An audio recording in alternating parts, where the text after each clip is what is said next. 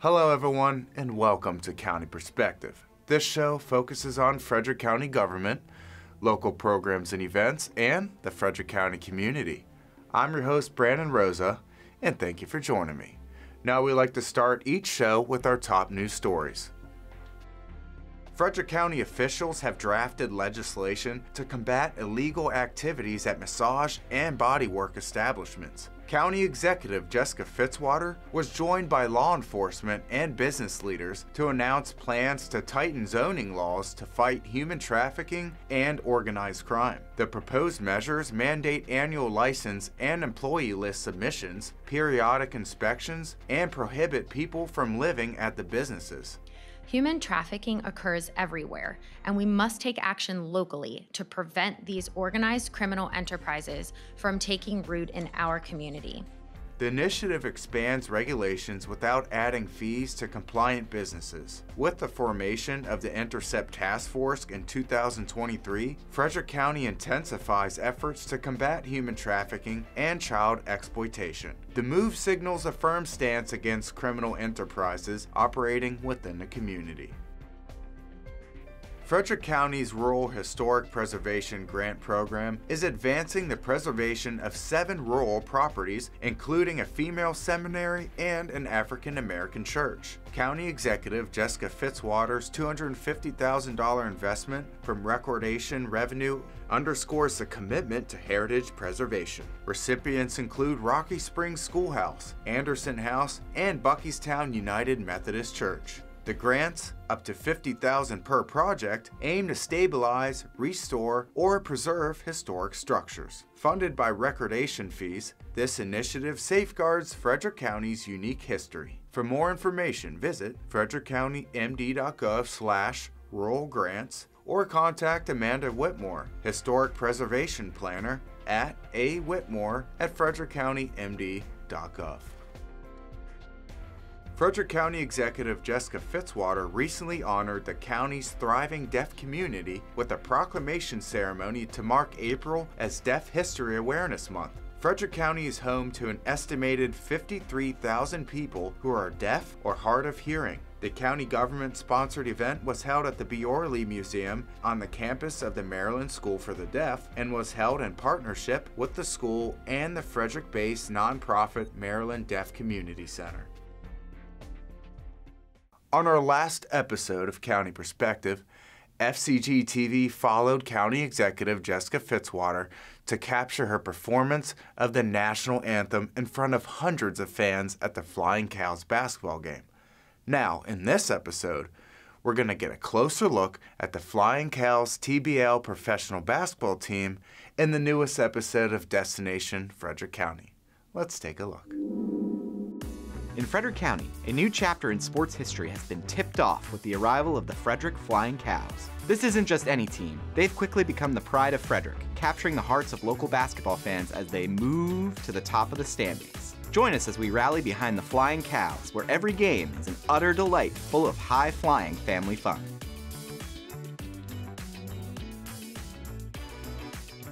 Flying Cows were a new professional basketball team here in Frederick.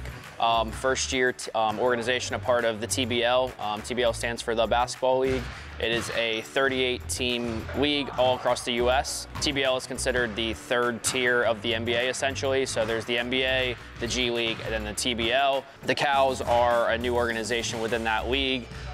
We've been working with the TBL for a little over a year now, and looking to create a new standard, a new staple in the league that can help the league grow and close that gap and be affiliated with the NBA and get to that level. I've been part of the TBL since year one, since the inception, when they started out with 8 teams.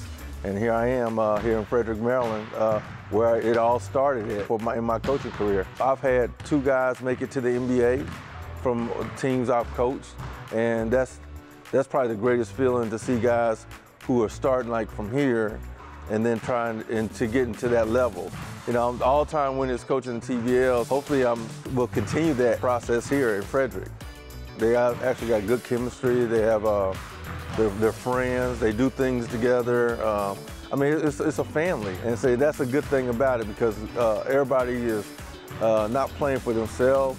They're playing for each other. So me and Coach's relationship is kind of like a father-son relationship. I've been with him since day one of the TBL.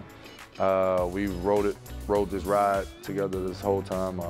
We're pretty close. I didn't expect the reaction from our fans the way it happened. I was so in tune with the fans. The first game, I actually scored 40 points the first game. I think it had something to do with the fans because like they were so engaged with every basket. We won off a buzzer beater from Caleb Wood. The whole crowd just bomb rushed the floor, you know, so it was amazing being our first game and our fans being engaged like that. Being a new team, it's kind of difficult anywhere you go, building instant chemistry. So being the captain, you know, it's just my job to pull us together more. And, you know, it's been kind of challenging because we had guys from every different place you can think of. But it's actually been pretty good. I'm from Virginia Beach. I went to Mount St. Mary's in Emmitsburg, Maryland. After I left Mount St. Mary's, I went overseas to Europe. I played in Bulgaria, I played in Switzerland. I spent a lot of time in Hungary, and I played in Cyprus as well. Me personally, as far as the fans coming out, and it just gets us ready to go, gets us, you know, pumped up, just wanting to put on a show for the fans so they come out and see a good product. Before we even started, I could already tell that this city has wrapped their arms around this team. They've just been awesome. They've been great. Other places I've been at, we haven't had that as far as the attendance like that. So Frederick is like, I mean, it's one of the best in the TBL. For anyone that hasn't made it to a Frederick Flying Cow game, I recommend that you guys definitely come out because it's amazing. Very family oriented, it's friendly. We love the kids love us, so everyone should come out and have a good time.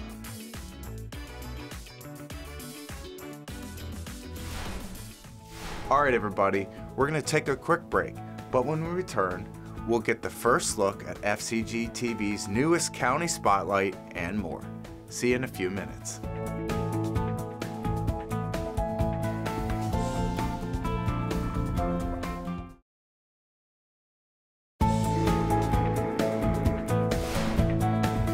Welcome back to County Perspective. I'm your host, Brandon Rosa.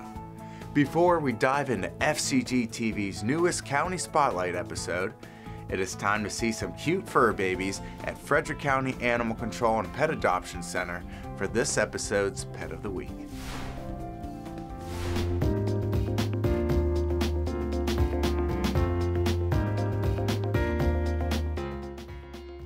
JoJo is one of FCAC's many lovable seniors. This 6 to 8-year-old cat loves attention. She can't wait to get pets and actively asks for affection. While we don't have a history of JoJo with dogs, she has previously lived with another cat. JoJo does require daily medication to treat her hyperthyroid condition, but she takes her pill like a champ. To learn more about JoJo and our adoption process, call Frederick County Animal Control and Pet Adoption Center at 301-600-1546.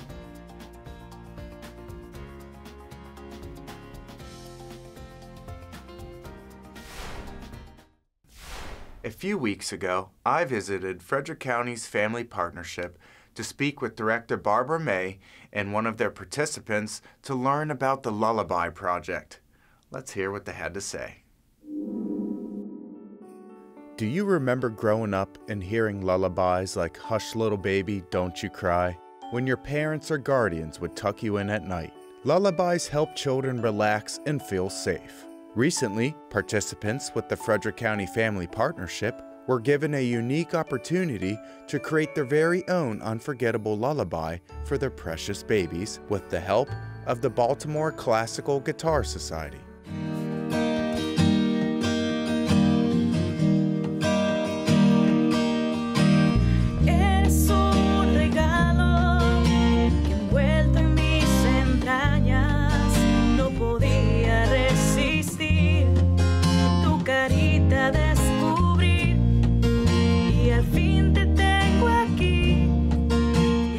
We have our participants taking part in a Lullaby Project, which is sponsored by the Maryland Family Network. And the participants are being led by experienced songwriters to write lullabies for their children. They are 0 or 6 weeks through 4 years old. This is the first time our center has participated in the Lullaby Project. On the first day of the Lullaby Project, participants were tasked to create a journal to help with songwriting. So the Baltimore Classical Guitar Society is coming in today and meeting with the participants, sitting down with them and reviewing their journal. and assisting them in actually writing the lullaby, and then they'll go back and they'll create the song or the lullaby and put it on the CD. Participants said their inner love for their child is what blossomed their beautiful lullaby. La canción fue escrita. I chose the song to write about my daughter and everything that she means to me. And I'm certain that every word that I use is an indication of what she means to me. I believe that I did not hear anything that seemed similar to my song. I just started playing my guitar and writing down notes and creating the music as I went along. Now, what does every CD need? An album cover. Participants used artistic abilities to create their very own album cover. We have mixed materials that we're providing them today to create their album cover. We're providing crayons, markers, different types of paints, papers, yarn, and things like that for them to create the album cover. On the last day of the Lullaby Project, participants with the Family Partnership got to sing along and enjoy everyone's lullabies. The Lullaby Project invented literacy, creativity, and a never-ending bond between the child and parent.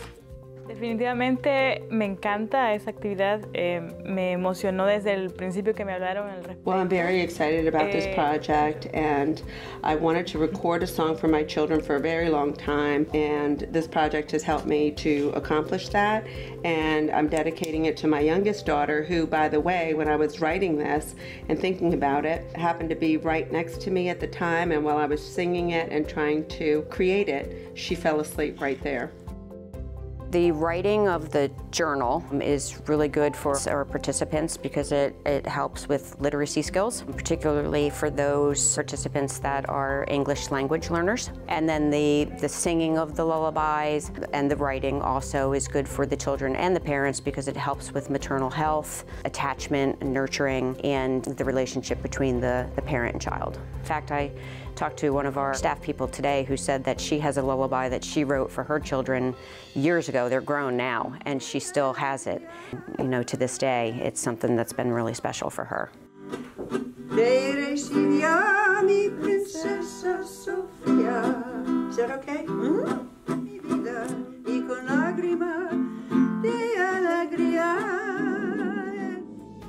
We've reached the part in this episode where we get to learn about the various activities county divisions and departments are hosting in the next few weeks. Let's check out this episode's calendar of events.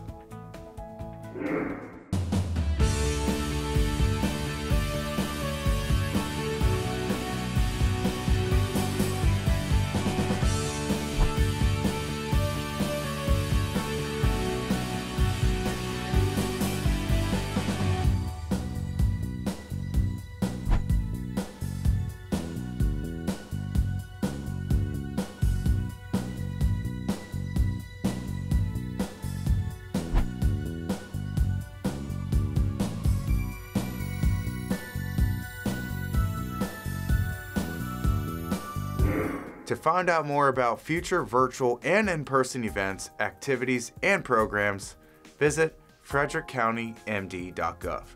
Now, before we end the show, I want to mention some more good news. In honor of Frederick County Sheriff's Office Deputy First Class Kenny Olander, who passed away in March of 2022, the Frederick County Sheriff's Office will be hosting a free blood drive event from April 8th until April 28th. To register, visit redcrossblood.org. When registering for your appointment on the Red Cross website, enter Frederick Sheriff under the Find a Blood Drive window and then select an appointment time and create an account. Every participant will receive a $10 e-gift card to a merchant of their choice. 2 lucky winners will have the chance to win a $7,000 gift card. You must be 18 or older to receive this promotion. For more information, visit rcblood.org/spring. If you would like more information about the Frederick County Sheriff's Office, visit frederickcosheriff.com. Recently, Girl Scout Troop 37151 stopped by Frederick County Highway Operations to say thank you with what else but Girl Scout cookies. Each year during cookie season, the Girl Scouts donate cookies to programs such as Troop to Troop and Hometown Heroes. These programs allow the girls to earn badges and explore areas of interest. Girl Scout troops can identify any group or organization they want to thank for their work in the community. This year, Troop 37151 chose to honor the Frederick County Highway Operations Team as their hometown heroes for all they do throughout the year, especially in the winter when they keep the roads safe for travel. It was totally unexpected. It was a very nice compliment for the Girl Scouts to come out and recognize DPW for the work that we do. So the Girl Scouts of Troop 37151 decided to do the Department of Public Works as their hometown heroes and wanted to recognize everybody in the department for all the things they do in our community, from plowing the snow to keeping our traffic signals working, our signs up, taking care of just our community, and we appreciate everything you guys do. Thank you. Thank you, Troop 37151, for recognizing and supporting the county highway staff. All right, everyone, that is all the time we have for this episode of County Perspective. Now remember, if you want to stay up to date on important news and events going on in the county, just follow Frederick County on social media. We'll see you next time with a fresh look from a county perspective. Take care, everybody.